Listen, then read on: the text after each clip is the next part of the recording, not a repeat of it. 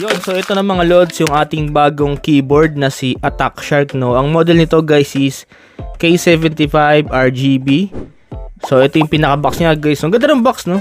Simple lang pero ano, maangas. Ayan. So may nakalagay guys na 81 keys, transparent mechanical keyboard, customized satellite switch, customized switch, tsaka PC high transparent keycaps. Tapos sa side niya guys nakalagay yung logo ng Attack Shark. Tapos sa likod, ayan, nakalagay ibang features niya. So mamaya pag-usapan natin yan guys. Unbox muna natin to. Okay. So kung ano guys, kung interesado kayo rito, meron po tayong link dyan. So para makapag-avail po kayo nito online. Okay, so open natin. Inside the box, ito na agad guys yung ating keyboard.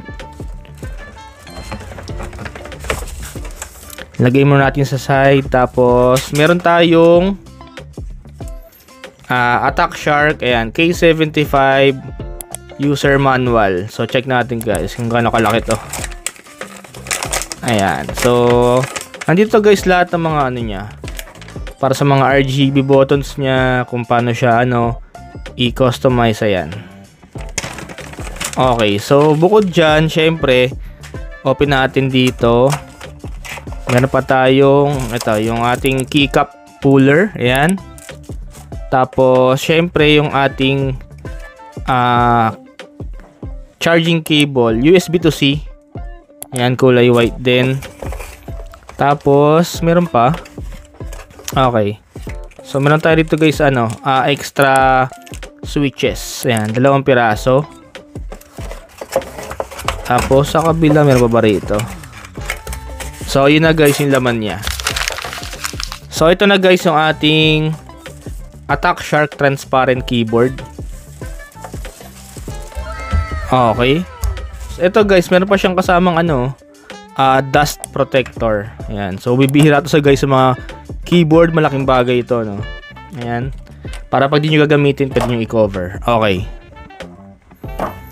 So ito na guys yung ating keyboard. Ganda. Ganda ng itsura niya. Hindi ko expect na ganito kaganda yung quality niya. Tapos ang ganda ng pagkaka-transparent niya. Tapos sa side meron tayong volume knob. And then ito yung sides niya guys. May logo ng Attack Shark. Ayan. Ano siya? Parang ano siya? Stainless yung design. Makintab siya. Tapos sa ibabaw may logo ng Attack Shark ulit. Tapos nakalagay, well played, be right back. K75. Ito yung kanyang charging port. Tapos nakalagay Bluetooth tsaka ano USB, tapos yung 2.4 ano niya na dongle. Sa ilalim guys may print ulit. Hindi tinipid sa ano guys, sa design na sobrang solid yung design. Meron tayong mga silicone ano diyan, parang stopper niya para hindi siya umusog pag ginagamit natin. Tapos ito yung pinaka ano niya, stand. And then ito yung kanyang ano, dongle. Yung dongle niyan magnet. Ayan. So pag nilagay niyo siya, hindi siya mawawala. Ayan. Naka-magnet siya. Ayan. Ang ganda ng design niya guys. Talagang kala mo mamahaling keyboard. Ayan. Pero napaka-affordable nito guys. Sa tabi ng volume knob may nakalagay na parang Windows lock tsaka yung kanyang ano, charging niya, no. So ito guys, naka-connect na yung ating keyboard sa ating PC. So subukan natin palitan yung mga RGB na tsaka kung ilan yung mga combinations. Function button, tapos ito guys yung pinaka-icon ng ano, yung parang ilaw. Ayan, 1. Ayan, 2. 3. 4. 5 and 6 7 8 9 10 11 12, 13, 14, 15, 16, 17.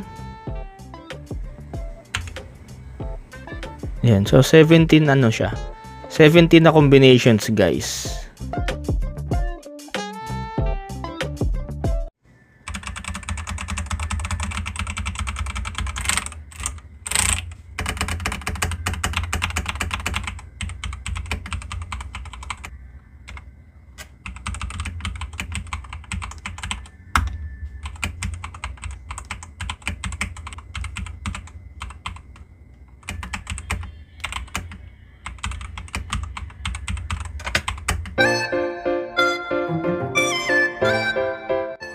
Yun, so ang tanong, sulit ba itong Attack Shark transparent keyboard? Para sa akin, para sa features at presyo nito, sulit na sulit to, guys. Unahin natin guys sa kanyang build quality, kasi sa halagang 2,000 pesos, hindi ko expect na ganito kaganda yung quality at design niya. Second is yung pagiging transparent niya, no? Ang ganda, ang linis ng pagkaka-transparent niya, talagang kitang-kita yung loob. Actually, kung ayaw nyo ng gantong clear white and transparent, available nito guys sa black. Pero ako kasi, sa transparent na white, mas gusto ko siya, and then, kumbaga, ang linis niya tignan. Tapos, yung sa sides niya, no, yung pagiging ano niya, stainless design, pagiging makintab, and then, hindi tinipid yung design. Kumbaga, napakaraming print, sa likod, ayan, sa ilalim, tapos sa harapan. Kumbaga, ano, para sa 2,000 pesos kasi, sa iba kasing keyboard, napaka-minimal na design. Ito kasi yung design niya, actually hindi naman siya talaga nakikita, pero in-effortan talaga, diba? Tapos next yung kanyang pagiging ano, tri-mode connectivity. So, pwede siya sa Bluetooth, sa dongle, pati sa wired. So, kung meron kayong tablet or smartphone na paggagamitan ng keyboard, pwede pa dito guys, kasi pwede mo siya i-connect via Bluetooth. Tapos sa PC ko na, ayun, ginagamitan ko siya ng dongle. Tapos kung ayaw mo na i-charge, pwede rin siya sa wired connection. Tapos next yung intro niya guys. Ang gusto ko sa intro niya kasi hindi ganun kalakas, hindi rin ganun kahina. Kasi unlike sa dati kong gamit guys na keyboard na ano ako, blue switch, medyo maingay talaga. So eto, sakto lang. Kumbaga matunog siya pero hindi siya masakit sa tenga. Sakto lang. Tapos next guys, nagustuhan ko rito, meron siyang volume knob. Kasi sa ibang halagang 2,000 pesos na mga keyboard, walang mga volume knob kung meron mang mga wired. Ito kasi wireless with volume knob, so less hassle na yun, no? Kapag magigaming tayo tapos kunyari malakas yung volume, pwede mo agad i-adjust dito. And then next guys, napakarami niyang RGB combinations. Meron siyang 17 lights na pwede nyong palit-palitan, no? So kung mahilig kayo guys sa mga RGB, napakaraming combinations nito. And then maganda pa rito kasi pwede mong i-off yung lights, napakadali na siyang i-off. Yung mga RGB natin, para may i-off mo siya, click mo lang itong ano, volume knob, isang click lang. Ayan, nakiklik siya eh. So mag-off na agad yung ating mga ano, RGB. Kasi before sa mga iba kong keyboard, pipindutin ko ng ano, maraming beses yung ano niya, RGB combination siya. Tapos yung pinakahuli, ayun yung naka-off. So iisa-isahin mo pa siya, medyo hassle yun, no? Pero dito kay ano, kay Attack Shark, one click lang, off na agad yung ating ano, mga RGB.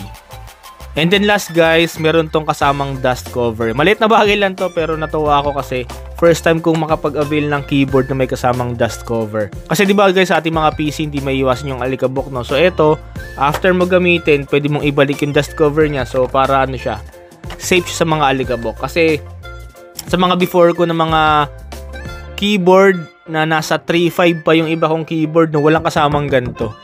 So eto, 2,000 pesos, meron kang dust cover, and then in fairness, meron siyang ano pa, meron siyang plastic pa sa likod. Pwedeng hindi mo natanggalin para, 'di ba, para di magasgas or marumi yung likod niya since kulay white siya, no. So, ayun, malaking bagay din 'yun na ano, in-effortan sa plastic. So, sa battery life niya, guys, hindi ko pa 'to natetest hanggang malobat, no. So, kung magko-comment lang ako diyan kung gaano katagal ang aabutin ang kanyang battery life. Yun, so diyan natapos guys ang ating unboxing sa review ng ating bagong keyboard from Attack Shark. So kung interesado kayo rito guys, meron po akong link sa my description. Check nyo lang para makapag-avail po kayo online. At syempre maraming salamat sa panonood mga sir. Kung hindi ka pa nakasubscribe, please like, share, subscribe para mas marami pa tayong videos na abangan. God bless mga sir and peace!